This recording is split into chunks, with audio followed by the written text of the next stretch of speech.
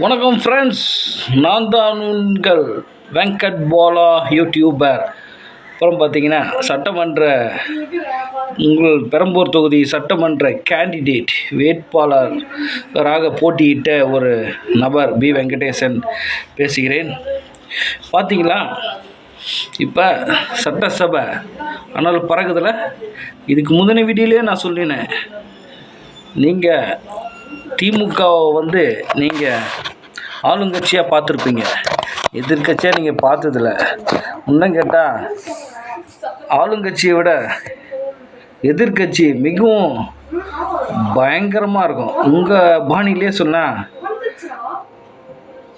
பயமாக இருக்கும், இன்னும் பயங்கரமாக இருக்கும்.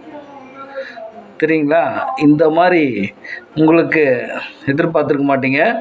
முதல் நாள் உதயநிதி ஸ்டாலின் பாயிண்ட்டு தான் நாங்கள் பேசுவோம், பாயிண்ட் உண்மையை தான் பேசுகிறோம், பொய் அல்ல, உண்மையை தான். கரெக்டாக என்ன தேவையோ சட்டசபைக்கு தேவையானதை செய்கிறோம்.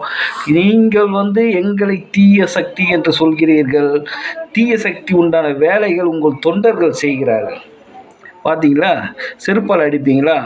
உங்கள் தலைவர் எங்களை விமர்சிக்கும் போது, கேள்விகள் கேட்கும்போது நாங்கள் உங்களை செருப்பால் அடிக்கலாமா? கேட்குறேன். இந்த மாதிரி அநாகரிகமான அரசியல் வேண்டாம். இந்த மாதிரி அநாகரிகமான அரசியல் வேண்டாம். எதிர்கட்சிக்கு உண்டான வேலையை திமுக சரியாக செய்து கொண்டு இருக்கும் இது வரைக்கும். சரிங்களா? நீங்கள் ஆளுங்கட்சியாக இருந்தீங்கன்னா நீங்கள் அதுக்கு உண்டான பதிலை சொல்லுங்கள். சரிங்களா? பதிலை சொல்லிட்டு இதுக்கு கொண்டு நீங்கள் பண்ணுறதுக்கெல்லாம் நாங்களும் ரியாக்ட் பண்ண ஆரம்பிச்சுன்னா இது நல்லா இருக்காது. சரிங்களா?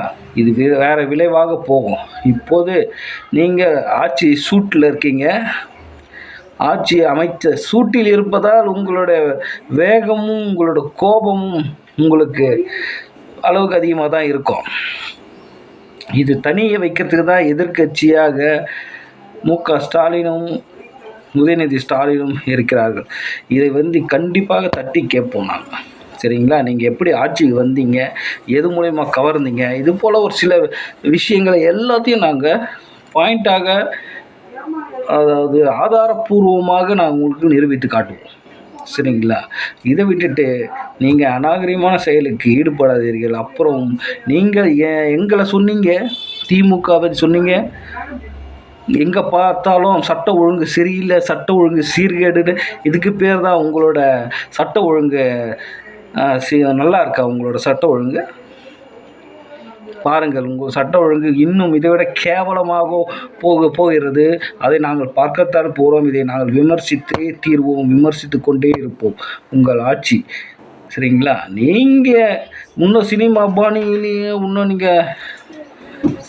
பாணியில் இந்த மாதிரி பண்ணிட்டு இருந்தீங்கன்னா உங்களோட ஆட்சி உறுதியல்ல. ஓகே, நன்றி.